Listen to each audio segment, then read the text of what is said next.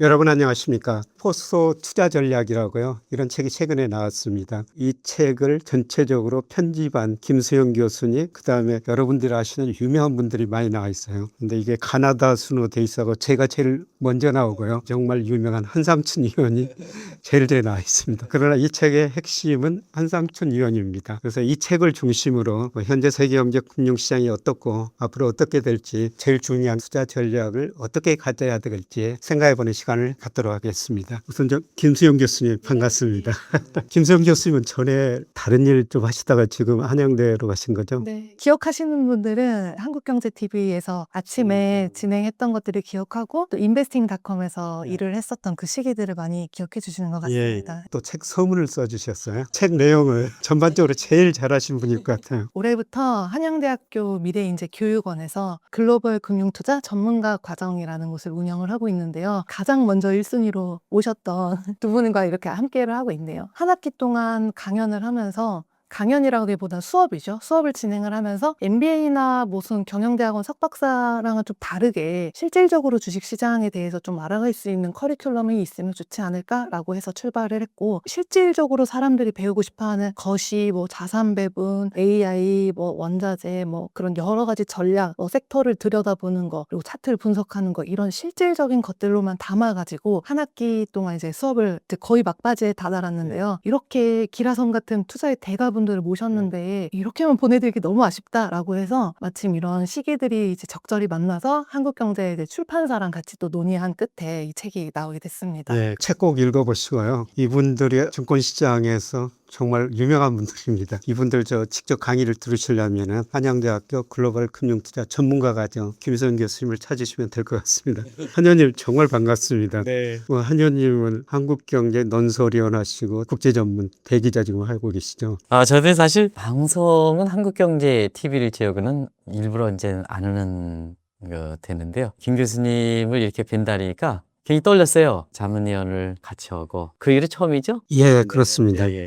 사실 이 책을 이렇게 할 때, 많은 분이 김용익 교수님에 대해서 얘기를 하시는데, 제가 그랬습니다. 모든 뷰 포인트를 여러 시각을 보여주는 것이 가장 중요하지 않나 해서 제가 김 교수님을 이렇게 모셨고, 또 이 책에서도 김 교수님 얘기를 가장 먼저 있어서 김 교수님을 이렇게 본다 그러니까 방송 오랫동안 했지만 떨려서 왔습니다. 이거 제가 떨립니다. 대신경제연구소에 직장생활을 했었어요. 그때 한 의원님은 대우경제연구소 계셔가지고요. 네네. 제가 대신경제연구소 제일 먼저 출근했거든요. 근데 그때 들리는 소문에 의하면은 한 의원님은 1시, 2시에 출근하신대요. 그러면서 글로벌 금융시장 좀 파악하고. 진짜 오랫동안 아는 관계죠, 그죠? 예. 네네. 진짜 반갑습니다, 진짜. 한국경제신문에도 매주 화요일 날 그 칼럼을 쓰시더라고요. 거기 보면 그 통찰력이 굉장히 높으시고, 제가 배우는 거는 늘 공부하시면서 새로운 용어도 소개해 주시고 그렇더라고요. 자, 이 책에서는 우리 의원님께서 세 분야에서 주로 쓰셨었어요. 그래서 세계경제, 한국경제는 어떻게 되느냐, 두 번째는 중앙은행 통화정책이 어떻게 되느냐, 세 번째는 요새 환율이 굉장히 높은 수준인데요. 이 세 가지 주제 가지고 한번 제가 여쭤볼게요. 오늘 7월 1일인데요. 6월 수출이 좋게 나왔더라고요. 네네. 전쟁이 일어나면 세계경제 나쁘다고 그러는데 지금 세계경제가 어떤 상황입니까? 이란전이 이제 발생했을 당시가 2월 28일이지 않습니까? 근데 사실은 이것은 트럼프의 속성상으로 보면은 취임 1년째 주력했던 상호 관세가 어찌됐든 대법원의 판결에 의해서 상당히 그 근거라든가 이런 쪽이 되다 보니까 자기가 궁지에 몰리면 대외적으로 돌파구를 마련합니다. 두 번째는 중국이라는 변수를 안 생각할 수밖에 없지 않습니까? 그런 측면에서는 중국이 저유가 전략에서 한 축이 베네수엘라였고 그다음에 이란이었었거든요. 그런 측면에서는 예상을 했습니다는 2월 28일 날 이렇게 전쟁이 났었죠. 전쟁이 났을 때는 대체로면 호르무즈해역의 세계 원유 물당량의 한 20%를 담당하고 많은 분들이 세계경제 측면에선 경기가 좀 침체되고 물가가 올라가는 스테이플레이션이라든가 그동안 주가가 많이 올랐지 않습니까? 그런 과정에선 주가가 하나의 M7이라든가 반도체 주가가 많이 올라간 부분이 PR이라든가 이런 측면에선 이해가 되지 않았기 때문에 조정의 빌미가 되지 않겠느냐 이런 시각으로 많이 봤습니다는 지금 전쟁이 마무리되는 시점에서 이렇게 보면 각국들이 전쟁에 따라서 고압 경제를 이렇게 추진했거든요. 그런 측면에서 이제 노동이라든가 금융이라든가 초과 수요를 이렇게 발생시키니까 초과 수요는 가격 변수에서 주가든 성장률이든 이런 측면에서 상승하는 모습으로 이게 보는 거 아니겠습니까?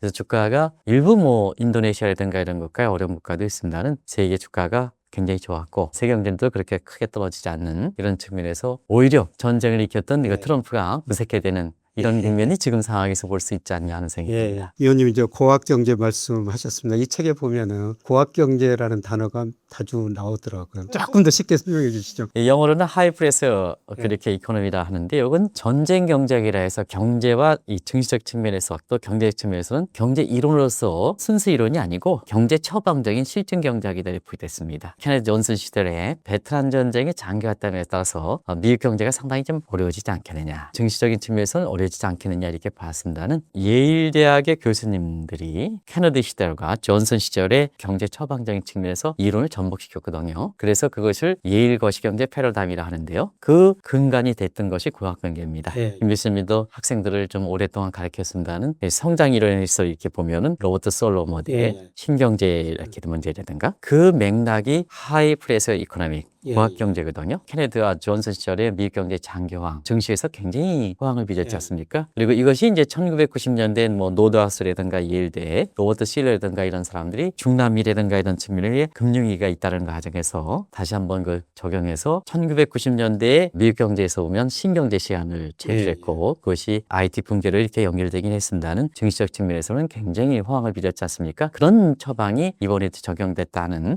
이런 측면에서 이번에 경제는 또 증시는 그렇게 생각만큼은 떨어지지 않겠다. 오히려 낙관적으로 봤던 배경이 된다. 이 책에서 간단히 또 언급하셨습니다만은 우리 정부가 최근에 돈을 많이 쓰고 있잖아요. 그것도 고학경제의 일부에 가깝지 않느냐 이렇게 쓰신 것 같은데. 결국 그 맥락으로 볼 수 있지 않냐 생각합니다. 왜 그러냐면 이제 고학경제 가장 큰 틀은 토마스 피케티의 공식이거든요. 지금은 현대통화이론이라 이렇게 얘기하는데요. 성장률이 이자율보다 높으면 국가의 디폴트 여부와 관계없이 더 써도 된다. 이런 측면이거든요. 우리나라도 뭐 사실 성장률과 이자적인 측면에서 이렇게 비교할 수는 없지만 지금도 추경편성이라든가 이런 각도에서는 좀 이렇게 맥락적인 측면에서 김 교수님 말씀하신 대로 그런 쪽으로 연결시키는 것이 아닌가 생각합니다. 다만 한 가지 우리 입장에서는 국가 채무가 GDP 대비해서 기준에 따라서 다르겠습니다.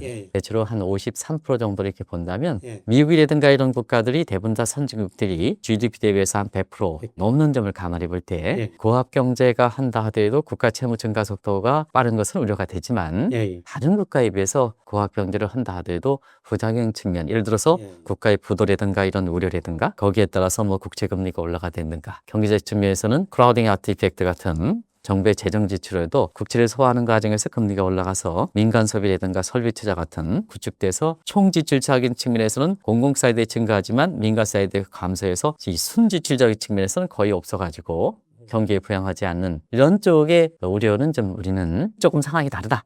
어느 쪽 좀 말씀드리겠습니다. 저도 뭐 우리나라가 다른 나라와 비교하면은 기업 가계부채는 GDP 대비 높고 뭐 정부 부채는 다른 나라보다 좀 낮더라고요. 그래서 이제 저도 그 교수님 만나면 그걸 꼭 좀 여쭤보고 싶습니다. 국가 채무는 생각만큼 우리나라에서 그렇게 많이 우려를 한데도 불구하고 사실 우리나라 국가 채무 문제가 여러 가지 위기 상황을 발생시키는 아니게 됐거든요. 제 기억으로는 이미 일찍부터 김 교수님께서는 가계부채 문제를 굉장히 우리 경제 성장의 재현으로 지적했지 않습니까? 가계부채 문제 관련해서 좀 말씀해 주시죠. 가계부채가 한때 그 GDP 대비 거의 100% 그점했는데요. 네네. 최근에 다시 많이 떨어지더라고요. 특히 올해는 아마 명목 GDP가 17% 가까이 증가할 것 같아요. 그러면 비율이 확 떨어질 것 같습니다. 우리 가계부채가 많이 늘어나는 게 2001년, 2002년이었거든요. 사실 그 이후로는 가계 금융부채보다 더 빨리 늘어나고 있습니다. 제가 작년에 놀란 거는 플로우 개념이라고 그러죠. 한국은행에서 그 자금순환표에서 발표한 것 보니까 작년에 우리나라 개인들이 금융회사 저축한 돈이 빌려 쓴 돈보다 270조 원이나 많더라고요. 가계부채가 차별화 양극화는 돼 있겠죠. 전체적으로 많이 개선되고 있다. 단지 뭐 소비를 좀 위축시키는 요인은 됐지만 그것 때문에 이기는 아니다. 저는 이렇게 보고 있습니다. 최근에 저 미국에서 AI 거품 논쟁 이런 것들이 일어나면서 주식시장을 조금 조정시키는 것 같아요. 이 의원님께서는 AI 거품에 대해서는 뭐 어떻게 생각하시는지요? 네, AI 거품 문제에 대해서는 뭐 여러 얘기가 나는 것 같아요. 정치적 측면에서는 이제 본격적으로 거론된 게 작년 12월에 마이클 버리. 그래서 이제 그 이후에는 뭐 여러 사람이 얘기했죠. 뭐 올해 2월 달 같은 경우에는 AI 거품론 이런 것이 이제 AI의 SaaS라는 그런 쪽으로 이제 하다가 가장 총체적인 문제가 샤르마가 얘기했던 4OS, 예, 예. 오버 밸류, 오버 인베스트먼트, 그다음에 오버 레이버리지, 오버 오너십 같은 이런 문제인데요. 펌이 모여서 인더스트리가 되고 인더스트리가 하면서 에코노믹이 되지 않습니까? 산업 조직에서 보면. 그런 측면에서 보면 개별 기업 차원에서는 틀림없이 마이클 버리라든가 국제결제은행이 했던 예, 예. 그런 문제를 제기할 수가 있다 이렇게 볼 때 있어요. 네. 그러나 이제 산업적인 측면에서는 AI 문제는 유학에서 성장기에 가는 단계이기 때문에 개별 기업의 문제가 포함되어 있기 때문에 그걸 좀 희석시키는 측면이 있지 않냐 예, 생각해요. 그래서 예. 마이클 버리가 특정 오픈 AI라든가 이런 층의 개별 기업 입장에서는 틀림없이 과잉 투자라든가 과잉 레버리지라든가 과잉 밸류 문제라든가 이런 문제가 제기될 수 있다 하더라도 산업적인 측면에서는 앞으로 성장의 라이프 사이클상 유아기, 성장기, 성숙기, 세태기 하는 측면에서 성숙기에 도달했을 때 사실 거품 매겨 가지고 되지만 지금은 성장기에 막 접어들기 때문에 개별 기업의 문제가 AI의 산업 전체 문제는 아니지 않냐 생각합니다. 예. 그래서 우리가 AI의 그 산업 문제는 앞으로 지속된다고 이렇게 본다면 전체적으로 AI의 반도체 거품이 돼서 주가라든가 경제적 측면에서 어렵게 하는 이런 측면은 근본적으로 주가의 흐름을 바꿔낸다든가 세계경제 흐름을 바꿔낸다든가 이런 가능성은 좀 적지 않겠냐 생각합니다. 그래서 말씀하신 것처럼 시각이 참 다른 것 같아요. 국제결제은행 PIS에서 좀 경고하는 최근에 보고서를 냈고요. 또 며칠 전에 MBR, 미국경제연구소라고 그러나요? 예, 거기서도 그 논문을 내가지고 지금 사무신용이 문제가 될 수가 있다. 이제 참모신용 대출 문제는 작년 11에 마이클 버리라든가 이런 사람들이 이제 그 처음 AI 반도체를 제기할 때는 사모대출의 문제, 이런 문제를 통합적으로 해서 벤더 파이낸싱이라는 뜻을 했거든요. 이 벤더 파이낸싱은 초기 단계는 재무제표에 다 나오면 아무래도 PER과 PDR 이런 측에서 본격적으로 이익을 발생시키지 않기 때문에 오히려 AI 산업 기업 자체 굉장히 어렵게 하는 측면이 있다거든요. 그래서 아마 그걸 노출시키지 않게 해서 서로 반도체 공급과 수요업체 간에 서로 자전거에 비슷하게 해서 거기에 따라서는 금융 사기가 아니냐 이런 쪽의 얘기가 나올 수가 있거든요. 근데 이제 그것이 반도체 업황에 어떻게 클린화 시킬 것이냐 하는 측면에서는 똑같은 경고를 했지만 국제결제은행에서는 자정적으로 초기 단계에서 이렇게 나타나는 서로 치고받는, 그래서 니네끼리 하는 게 아니냐 하는 측면에 우려가 많이 해소된다는 측면에서 용어상에서 나올 수가 있고요. 두 번째는 이제 우리가 보면 벤더 파이낸스든가 서큘러 그 파이낸싱에서 문제가 됐던 부분이 이제 매출액과 이윤 부분이지 않습니까? 그것이 이제 올해의 기업에 따라서 다르지만은 매출도 증가시키고 그다음에 순이익 증가도 기대성이 되니까 이제는 오픈 AI 기업이라든가 이런 기업들이 본격적으로 사실 치고받는 사모대출이라든가 이런 것보다는 스페이스 같은 IPO를 통해서 다 공개가지고 조달되는 거거든요. 그런 측면에서는 지금 말씀하신 대로 사모대출이라든가 이런 측면에 의해서 AI 반도체 위기가 올 것이다 하는 측면은 시간이 가는 갈수록 많이 시장에서 해소가 되고 있는 것이 아닌가 이렇게 보고 있습니다. 반연님이 워낙 그 통찰력이 높고 그렇게 될 것 같습니다. 그다음에 두 번째로 중요한 게 통화정책인데요. 시장에서는 금리를 올리냐 마냐. 사실 그것보다 더 중요한 게 캐비닛이 새 연준 의장이 앞으로 어떤 식으로 통화정책을 펼칠지 전 파월 연준 의장하고 캐비닛 연준 의장하고 통화정책 어떤 차이가 있을까요? 캐비닛이 체제가 오더라도 제롬 파월 시절에 모습과 똑같은 경제 지표를 읽는다는 측면에서는 우리가 달리 해석해야 되는 게 아닌가 생각해요. 왜냐하면 제롬 파월은 페드의 CEO입니다. 그리고 캐비닛도 CEO입니다. 그러면 일반 근로자 입장에서 이렇게 보면은 전 CEO가 잘못됐다 한다면 새로운 CEO 가지고 새롭게 경영 방침이 들어가는 거거든요. 그런 측면에서 보면 캐비닛의 페드의 경영 방침인 통화정책 프레임워크가 그다음에 제롬 파월의 갖고 있는 통화정책의 프레임워크가 서로 달리 봐야 되는 게 아닌가 생각합니다. 최근에 보면 우리가 본 통화정책가 잣다되는 근원 PC 물가 가지고 똑같이 목표치보다 2배 정도 upp도른다. 그러면 캐비닛 체제도 제롬 파월과 통화정책의 프레임이 바뀌었는데도 불구하고 동일한 각도로 이렇게 보는 시각이 있지 않습니까? 그런 점은 달리 해석해야 된다 이렇게 보겠습니다. 그러면 제롬 파월과 캐비닛 간에 똑같이 같은 각도에서 들이댄다면 결국 왜 페드의 CEO를 교체하겠느냐 하는 측면이거든요. 제롬 파월과 캐비닛 간의 경영 방식에 대한 통화 정책의 차이점을 갖고 똑같은 지표를 하더라도 그걸 달리 해석해야 되는 문제가 아닌가 하는 생각이 듭니다. 그런 측면에서 케빈 허시는 제롬 파월과 다른 각도로 통화 정책을 수용할 거로 이렇게 보이는데요. 네. 그런 측면에서 몇 가지 말씀드리면 예. 케빈 허시는 2012년서부터 페드의 설립 목적에서 보면 1913년 이후에 각국의 중앙은행의 본래 목적인 물가 안정 예. 이것이 이제 그린스폰이 잘한 거냐 아닌 거냐 하는 측면에서 통화 정책을 잘해서 세계 경제 대통령이라 불 만큼 그린스폰 의장이 잘했느냐 하는 것에 대해서 나중에 김 교수님 생각을 좀 여쭤보겠습니다. 근데 저는 개인적으로 보면 그린스폰 의장이 금리를 그렇게 많이 조정하진 않았습니다. 그린스폰 시절에 황금 시대가 도래했을까 하는 측면은 세계 경제 입장에서 수학 체계 법칙이 적용되는 제조업에서 1990년대 이후에는 수학 체계 법칙이 적용되는 인터넷 같은 IT에서 주력 산업이 바뀌었거든요. 그러면 이제 자원의 희소성 법칙이 될 때는 성장하면 성장할수록 자원이 희소하기 때문에 물가가 올라가죠. 네. 그래서 고성장, 고금리가 됐던 겁니다. 그리고 고성장이다 보니까 결국 케인즈의 통화정책에서 보면 디맨드 풀 사이드거든요. 디맨드 풀 사이드 측면에서는 사실 거기에서 나오는 물가는 금리 인상으로 잡을 수가 있는 겁니다. 근데 사실 1990년대 수학체증 법칙이 이렇게 적용되는 인터넷 같은 이런 게 되니까 공급하면 공급할수록 생산성이 증대니까 성장률이 올라가고 성장률이 올라가니까 물가는 떨어지게 되죠. 그런 측면에서 저물가가 됐었고 저물가가 되니까 금리가 낮아질 수밖에 없었고 저물가에 저금리가 되니까 세계 증시가 좋았었고 그다음에 세계 경제가 신경제 국면에서 과거의 고성장과 고물가에서 고성장과 저물가니까 종전의 이론을 설명할 수 없는 신경제 신화를 됐던 거거든요. 그게 산업적인 측면에서 나왔던 통화정책의 측면이다 이렇게 보시면 되겠습니다. 예.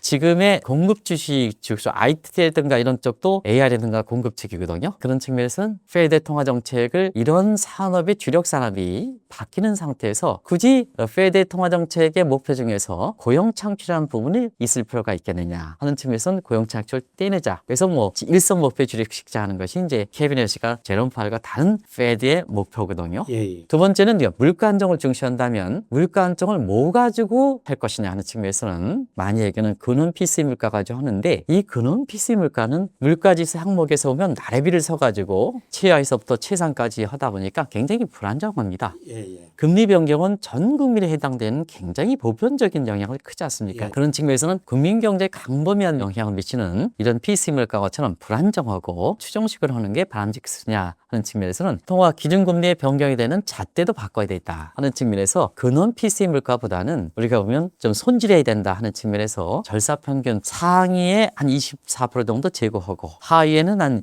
21% 제고해서 국민경제에 가장 광범위한 미치는 예. 변수만 가지고 체계하지 않느냐 하는 측면이거든요. 그래서 통화정책 잣대가 좀 바뀌는 측면입니다. 어떻게 해석하냐면 우리가 보면 5월달 근원 PC가 한 3.8% 나오면 지금 인플레 타겟팅의 2%에서 목표치에 2배 도달하기 때문에 앞으로 금리가 올라가지 않겠느냐 이런 쪽에 제롬 파월과 똑같은 캐비넷 측의 추정하는 세력이 나오거든요. 근데 이것을 분사평균으로 바뀌면 3.8%가 한 2.4에서 2.5%에서 소위 2%의 통제 가능한 수준이기 때문에 당장 금리 인상이 급한 건 아니거든요. 예. 또 한 가지는 가장자 시장에서 혼란을 초래하는 것이 사실 점도표 배달이든가 이런 포워드 가이던스 문제입니다. 점도표든가 포워드 가이던스 문제가 나오는 것은 원래는 페드 입장에서는 비밀의 사원 원칙을 취했습니다. 근데 문제는 제각각 서로 얘기하다 보니까 같은 페드 멤버들끼리 그 어느 정도 맞춰야 되는데요. 페드의 금리 결정하는 사람들이 저렇게 반대적인 시각으로 됐는데 그런 측면에서는 이제 사실 가이던스를 폐지하자는 입장이기 때문에 반드시 미국의 금리 인상이 조만간 닥쳤다 이렇게 보기에는 좀 어려운 측면이 있지 않냐 하는 생각이 듭니다.